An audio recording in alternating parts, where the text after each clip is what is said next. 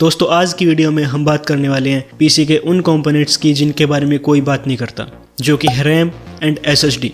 और इस वीडियो में मैं आपको रैम एंड एसएसडी की कंप्लीट इन्फॉर्मेशन देने वाला हूं और कुछ बेस्ट रैम और एसएसडी ऑप्शन भी सजेस्ट करने वाला हूं, तो वीडियो को एंड तक जरूर देखना। चलिए शुरू करते हैं।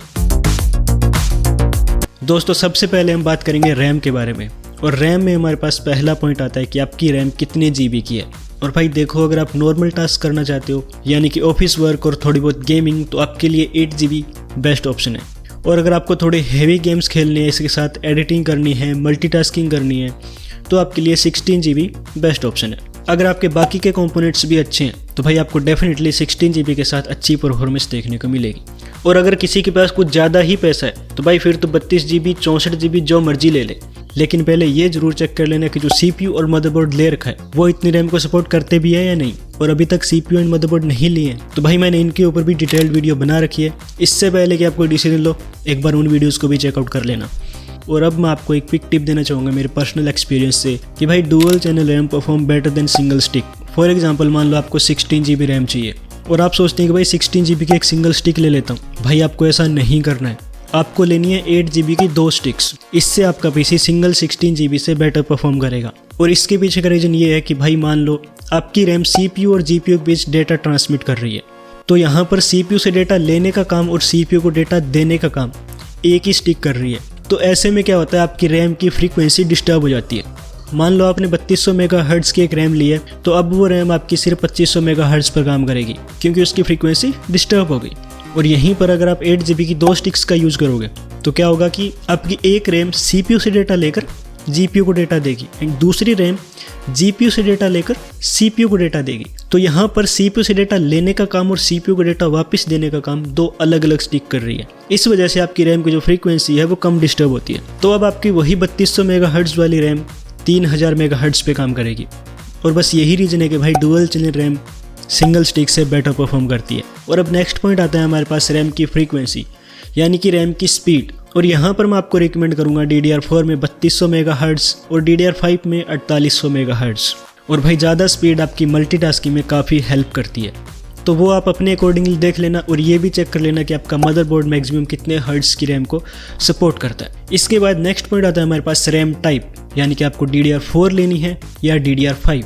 करंटली DDR5 हमारे पास लेटेस्ट जनरेशन है और मैं आपको सजेस्ट करूंगा DDR4, क्योंकि यार अगर आप DDR5 रैम लोगे तो आपको मदरबोर्ड भी DDR5 का लेना पड़ेगा, क्योंकि DDR4 का मदरबोर्ड DDR5 रैम को सपोर्ट नहीं करता है। और इससे आपके बजट पर काफ़ी फ़र्क पड़ने वाला है, क्योंकि भाई DDR5 के मदरबोर्ड और DDR5 की रैम का प्राइस काफ़ी हाई है। तो अगर आप एक हाई एंड पीसी बिल्ड कर रहे हो और आपके पास अंधा पैसा है तो भाई आप डेफिनेटली DDR5 के साथ जा सकते हो। लेकिन मेरे जो भाई बजट पीसी बिल्ड कर रहे हैं उनको मैं DDR5 रिकमेंड नहीं करूँगा। Trust me brother, DDR5 enough है तुम्हारे सारे टास्क को हैंडल करने के लिए।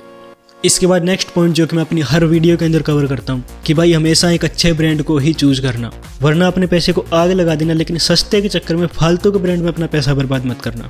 और भाई रैम में आपके पास अच्छे ब्रांड्स के ऑप्शन आते हैं, Corsair, G-Skill, Kingston and team group. भाई इन ब्रांड्स की आफ्टर सेल सर्विस कमाल की है। और इस वीडियो के लास्ट में आपको मेरी रिसर्च एंड नॉलेज के हिसाब से कुछ बेस्ट रैम ऑप्शन सजेस्ट करने वाला हूँ, लेकिन उससे पहले हम बात करेंगे SSD के बारे में। SSD बेसिकली 2 टाइप्स की होती है, SATA एंड NVMe। और भाई SATA SSD NVMe के मुकाबले काफ़ी स्लो होती है। और SATA SSD HDD का एक एडवांस वर्जन है बट वर्क्स मच बेटर, जिसकी स्पीड 500 से 800 Mbps की होती है, जबकि NVMe is a real future SSD with speed of 2 GB to 7 Gbps। और यहाँ पर बहुत बड़ा गैप क्रिएट हो जाता है between SATA and NVMe। NVMe SSD help you booting faster, less loading, quick installment process for bigger files and applications.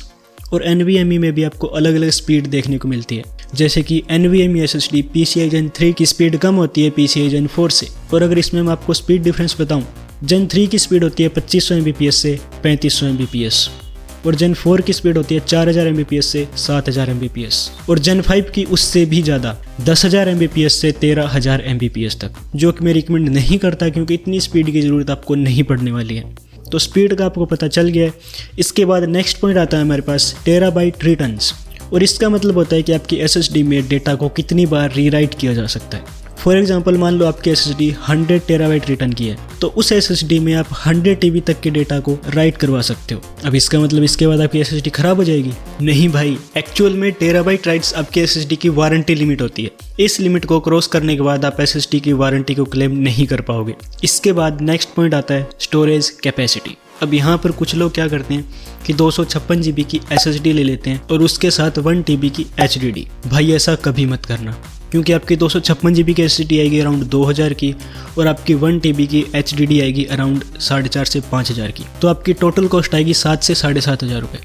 और भाई इतने प्राइस में तो आपको 1 TB की SSD मिल जाएगी। और अगर आप कंफ्यूज है कि कौन सी SSD खरीदें, so I will suggest you some better options in the end of the video. अब इसके बाद कुछ और भी फैक्ट्स हैं जिनका आपको ध्यान रखना है, जैसे कि आपके SSD का फॉर्म फैक्टर, जो कि आपके मदरबोर्ड के फॉर्म फैक्टर पर डिपेंड करता है। इसके बाद आपका मदरबोर्ड कौन सी SSD को सपोर्ट करता है, आपके SSD का हीट सिंक फीचर, SSD का ब्रांड, इन सब चीज़ों का भी आपको ध्यान रखना है।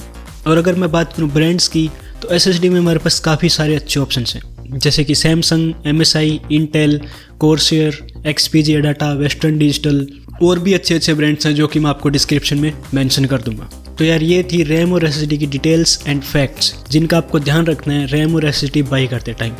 अब मैं आपको कुछ बेस्ट रैम और SSD सजेस्ट करूंगा जिनकी लिंक आपको डिस्क्रिप्शन में मिल जाएगी, तो आप वहाँ से उनकी बाकी जानकारियाँ भी ले सकते हो। तो यार रैम में हमारे पास बेस्ट ऑप्शन आते हैं for budget PC build, Corsair LPX DDR4 with 3200 MHz। और भाई आप बजट PC बिल्ड कर रहे हो तो 8 GB आपके लिए काफ़ी है। और अगर आप ज़्यादा लेना चाहते हो तो 8 GB की 2 स्टिक ले सकते हो, और ये कॉस्ट करने वाली है आपको 3000 से 7000 तक। इसके बाद मिड रेंज के लिए आप 16 या फिर 32 GB रैम ले सकते हो, जिसमें मैं आपको रिकमेंड करूँगा G-Skill की DDR4 विद 3600 MHz, और इसका प्राइस रहने वाला है अराउंड 8 या 9000 के। और भाई अगर आपको हाई परफॉर्मेंस के लिए रैम चाहिए तो आप ले सकते हो Corsair Dominator Platinum DDR5 32 GB RAM with speed of 5200 MHz, और इसका प्राइस रहने वाला है अराउंड 16000। और अगर हम बात करें SSD के अंदर बेस्ट ऑप्शंस की, तो बजट बिल्ड के लिए मैं आपको रिकमेंड करूंगा BX500 SATA SSD, और इसका प्राइस रहने वाला है 6000 रुपये। और अगर हम बात करें मिड रेंज की, तो मिड रेंज में मैं आपको रिकमेंड करूंगा SN570 NVMe PCI Gen 3। भाई ये मिलेगी आपको 3.5 Gbps की स्पीड के साथ 7500 की। और इसके बाद आते हैं भाई नवाबों वाले बिल्ड जिसके पास अंधा पैसा है, और उनको मैं रिकमेंड करूंगा Samsung 980 Pro NVMe PCIe Gen 4, और इसकी स्पीड रहने वाली है 7 Gbps। और अगर बात करूँ इसके प्राइस की, तो ये मिलेगी आपको 15000 की। और भाई मिड एंड बजट रेंज के लिए आपके पास और भी बहुत सारे ऑप्शंस हैं जो कि मैं आपको डिस्क्रिप्शन में मेंशन कर दूंगा, सो आप वहाँ से चेकआउट कर लेना।